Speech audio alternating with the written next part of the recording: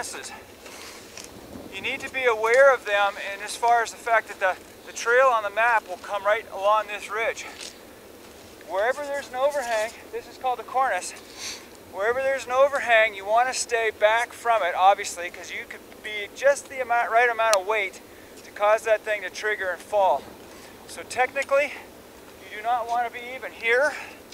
You want to be walking way back over here, because cornices will snap, not necessarily right at the overhang, but they'll snap, they'll pull from back here where the actual dirt stops, where the actual rocks are.